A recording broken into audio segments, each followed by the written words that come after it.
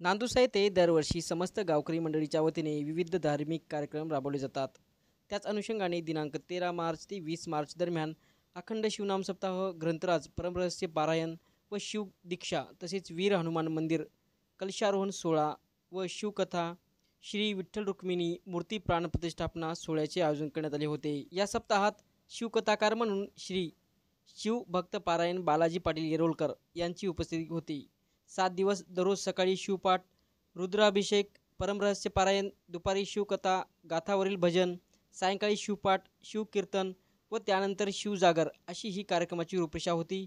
या सप्ताहामध्ये श्री विठ्ठल रुक्मिणी मूर्तीची प्राणप्रतिष्ठापना करण्यात आली. तसेच गावामध्ये वीर हनुमान मंदिराची भव्य अशी उभारणी करण्यात आली आहे. त्या मंदिरावरती कलशारोहण या सप्ताहात करण्यात आला. त्यानिमित्त 19 मार्च रोजी गावातील मुख्य रस्त्यांनी कलशाची भव्य मिरवणूक काढण्यात आली. त्यानंतर 20 मार्च रोजी सप्ताहाच्या शेवटच्या दिवशी सकाळी विधिवत पूजा आरती करून वीर हनुमान मंदिरावरती कलशारोहण करण्यात आले. या सोहळ्याला नांदुसा गावातील तसेच परिसरातील असंख्य महिला, पुरुष, युवक युवती यांची मोठ्या संख्येने उपस्थिती होती. तसेच कलशारोहणानंतर श्री 108 काशीनाथ शिवाचार्य महाराज पात्रीकर यांच्या प्रसादावरील कीर्तनानंतर या सप्ताहाची सांगता करण्यात आली. यावेळी उपस्थित भाविक भक्तांसाठी भव्य महाप्रसादाचे आयोजन करण्यात आले होते.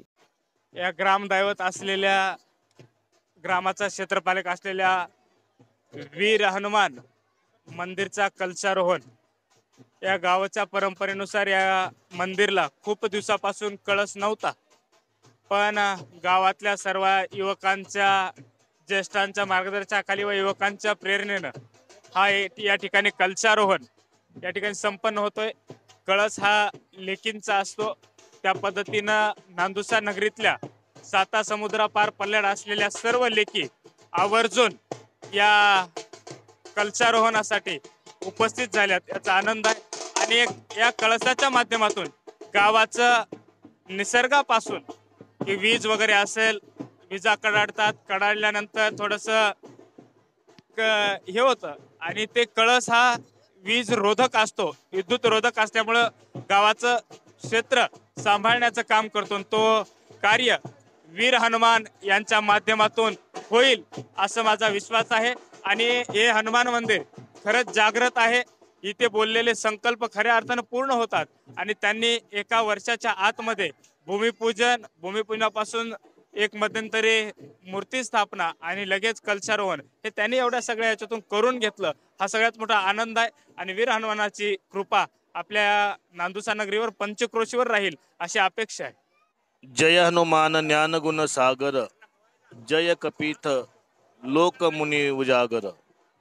या हनुमान चालिसा पाठामध्ये भगवान हनुमान हे भगवान शिवशंकराचे 11वे अवतार आहेत.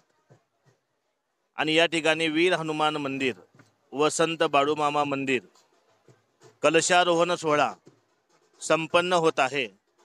आणि या निमित्तानं आज नांदुसा नगरीमध्ये या नगरीतील सर्व बाईलेकी या निमित्तानं आज या ठिकाणी उपस्थित आहेत. त्या निमित्तानं या ठिकाणी काशीनाथ शिवाचार्य गुरुमाऊली, गुरुपाद शिवाचार्य महाराज, चिल्लरगिरी महाराज तथा आष्टीकर महाराज या ठिकाणी उपस्थित आहेत. आणि या सर्वांच्या उपस्थितीमध्ये हा संपन्न होणारा कार्यक्रम भव्य दिव्य आहे.